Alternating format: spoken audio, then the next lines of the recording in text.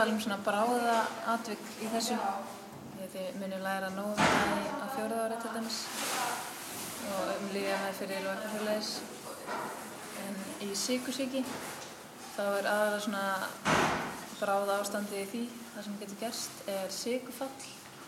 Vitið þið hvað það er? Já. Getur útskýrt það? Þegar blóðsykurinn fellur. Já. Og það gerist aðalega út af því að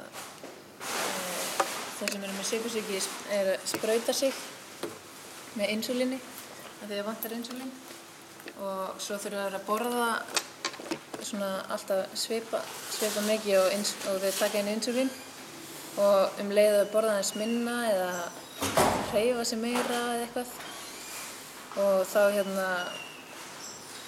fer meira því að insúlín hleypir sykrunum inn í frumurnar og í rauninni þá ef þú borðar minni sykur þá insúlín of mikið og þá fer sykurinn eiginlega allur inn í frumurnar og þá ekki sykur í blóðinu og þess vegna kallar þetta sykurfall og ef það ekki sykur í blóðinu og þá fer sykur ekki inn í heila af því að heilinn tekur bara sykurinn beint upp úr blóðinu það þarf ekki insúlín það og vitið svona fyrstu einkenni sykurfalls allra fyrsta. Dofi og... Það svona eins og ef þið ímyndið ykkur að þið sé ekki búin að borða í svona 10 tíma. Hvernig þið? Já. Maður allavega geðpirraður og svona geðskrýtinn í hausnum, svolítið. Og svona þreyttur og svona. Þetta byrjar þannig bara. Þetta rauninni bara það sama sem að gerast þá, lítið blóðsykur. En svo getur gerist aðeins hraðar hjá sykursjúkum. Og ef að þetta heldur áfram þá byrjar hann að vera svona rugglaður, svona skert meðvitund og að lokum bara að vera meðvitundalaus. Og vitið hvað hægt að gera í þessu? Hvað meðferð? Bara sykur. Það bara sykur. Mjög einfalt. En þetta ekki alveg jafn einfalt ef þú ert meðvitundalaus að borða sykur. Það mjög erfitt að fá meðvitundalausa manneskju til að borða. Þannig að yfirleitt, hann gæti verið með svona gel í vasanum, svona sykurgel sem þá smyrja inn í kinnina eða eitthvað svo að fara út í blóðið eða eitthvað svoleiðis eða þeir eru með sykur og þeir reyna allar aðferðir en þeir fara ekki að tróða brauð upp í hann eitthvað, það myndi náttúrulega ekki gera neitt. Þannig að eiginlega það er best að reyna að sjá þessi einkenni áður en hann verður meðvitundalaus. Þannig að sjáu að þið vita að einn sykursjúkur og hann svona byrjað að vera smá ruglaður þá svona fara að ýta í hann mat. En þannig að bráða tilvikið ef það liður yfir hann. Þá þurfum við svona að bregðast svona hratt við og reyna. Og ef þið eru ekki með neitt sykur á okkur eða neitt þá þurfum við náttúrulega bara að fara með hann á spítala beint. Þar fer hann bara svona í æð, glúkósaæð. Og þetta í rauninni svona eiginlega algengasta sem gerist hjá sykursjúkum. Þeir kannski þekkja þetta svolítið svona einkennin og svona. Svona ef þeir eru að fara að byrja í sykurfalli þá fá þeir sér að borða og svona. En svo svona akkurat í hin áttina þá ertu með kannski einhver unglingur sem vill ekki sprauta sig með insúlínu sínu. Því að það eitthvað svona fyrsta geð ekki töff eða eitthvað svona. Eða eitthvað svona bara ef þú ert með allt og lítið af insúlíni og þú ert ekki að sprauta þig þá náttúrulega fer sykurinn í blóðinu ekki inn í frumurnar. Þá ertu bara með fullt af sykri í blóðinu. Þetta svona akkurat öfugt. Ég fætti það. Og ef þú ert með alltaf mikið af sykri í blóðinu og ekkert insúlín þá fer náttúrulega ekkert inn í frumurnar. Og það sem gerist þá að líkaminn svona svolítið að svelta því að frumurnar fá enga næringu. Þá byrjar hann að brjóta niður fitu og prótein þannig að það verður svona eins og líkaminn verður svona súr út af öllum þessum efnum sem eru mynduð. Og þá til dæmis fer manneskjan að pissa mjög mikið út af öllum sykurinn í blóðinu og þetta tekur svona nokkra daga og þá verður hann mjög skrítinn svona kemur svona ketónalykt upp úr honum. Svona smá eins og áfengislykt nema svona aðeins öðruvísi og þetta tekur alveg nokkra daga og þetta er mjög alvarlegt að menn geta alveg dáið úr þessu. En ef að manneskja það líður yfir hana, þá ætli ekki að búast við að þetta sé þetta. Þá búist við alltaf við að þetta sé sykurfall, en það er svo miklu algengara. Þá gefið henni að borða það til dæmis. Ef hún er ekkert að lagast, þótt hún borði og fá sykur, þá svona byrja að íhuga að þetta sé kannski hitt, svona hinn endinn. Og þá þurfum bara að fara svona, fá mikið að drekka og fara frekar fljótt upp á spítala bara. Vil ég spyrja þetta?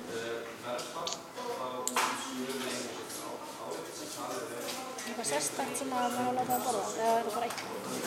Bara að þú vilt gefa honum eitthvað sem að mjög sykrað fari strax bara í blóðið. Þú veist, svala eða kók eða eitthvað svoleiðis. Og svo fljótlega eftir það vilt hann borða eitthvað svona alvöru til að það haldist lengur. Þessi kók það bara fellir mjög hratt. Nefnir sér södra eitt sopa kók í mjög langan tíma. Og líka ef einn er meðvitundarlaus, það er svona gel sem maður setur oft í vöruna. Eftir að fólk kyngja eitthvað eða hella einhver ofan í eða meðvitundarlaus, þannig að fólk getur drukknað. Þannig er einmitt eitthvað svona gel eða... Svo eru sumir með eitthvað svona glúkagonsprautur sem er svona hormón sem að lætur lifrina að leysa út glúkósa. En það er bara svona fólk sem er með þekkta sykursýki og svona tilbúið. En vil ég spyrja eitthvað meira sykursýki? Nei. Það getum við bara að fara yfir í ofnæmi. Við ætlum bara að tala ofnæmislost sem er svona versta sem kemur fyrir ofnæmi. Við erum ekki að fara að tala frjókornaofnæmi eða eitthvað svona lítið. Og vitið, og lost, það er sjokk á ensku og vitið hvað það þýðir? Gróðan dráttum. Hæ? Svona gróðan dráttum. Hvað myndirðu segja það væri? Þetta er betra að útskýra það, sko. Ok, það er lost er þegar allir vefirnir í líkamannum fá ekki nægilegt súrefni út af því að blóðið nær ekki nær alla vefi líkamanns. Og í ofnæmislosti þá hvítir blóðkornin framleiða fullt af histamíni og histamíni víkkar út æðarnar og þegar æðarnar virka út þá fer vatnið út úr æðunum og skapar bólgu í vefjum, til dæmis bólgnar upp hálsinn, stundum bólgnar upp andlitið og vörin og svona. En það er aðalega sem fólk veit bráðnæmi er að hálsinn bólgnar og þá getur ekki andað jafnvel. En það sem gerist líka, histamínið losnar og það veldur líka svona samdrættum í berkjum og svona ýmislegt annað og kláða og útbrotum og svona. En svona hættulegast það er allavega öndunarerfiðleikarnir. Þú nærð ekki að anda út af þessari bólgu.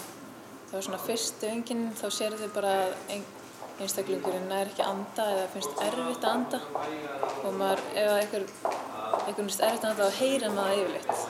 Ef maður andar venjulega þá heyrist það ekki en ef það er erfitt þá heyrir svona eitthvað. Hvað er það?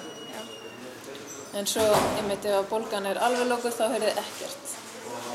Þá bara getur hún ekki talað og getur ekki bara sagt neitt, þá líður bara yfir að mjög. Og veitu hvað getur gert við svona ofnæmislosti? Svona adrenalín. Já, það er adrenalín penni sem manneskjan er vonandi með í vasanum, við vonum það allavega, sem er bara stingið í gegnum buxurnar og í lærið. Og það eru leiðbeiningar á pennanum hvernig maður gerir þetta. Það er bara svona adrenalínið, það er bara minnka losun histamíns, þrengir æðarnar, opna berkjurnar. Þannig að við vonumst til þess að einstaklingur fari aftur að anda aðeins.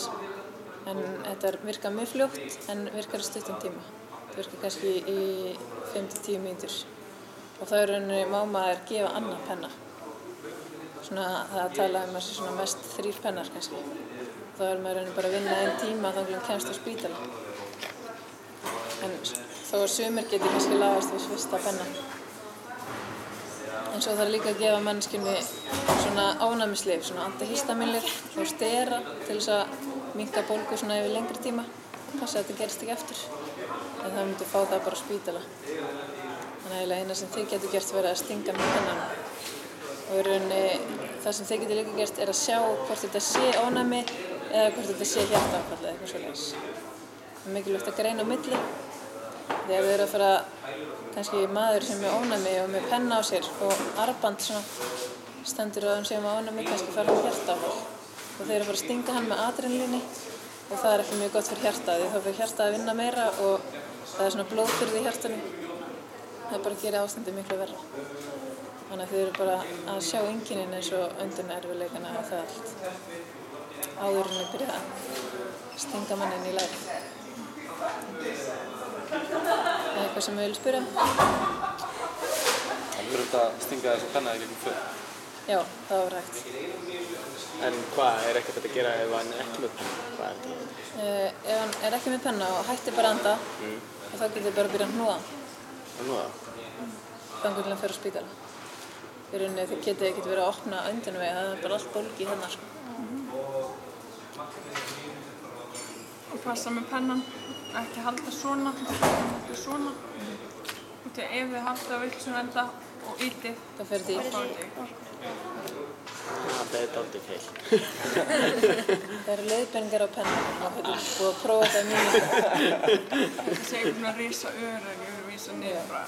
Það er búið að prófa þetta mikið í Bandaríkjunum og krakkar eiga geta gert þetta og svona. Það er svona myndir framan á svo.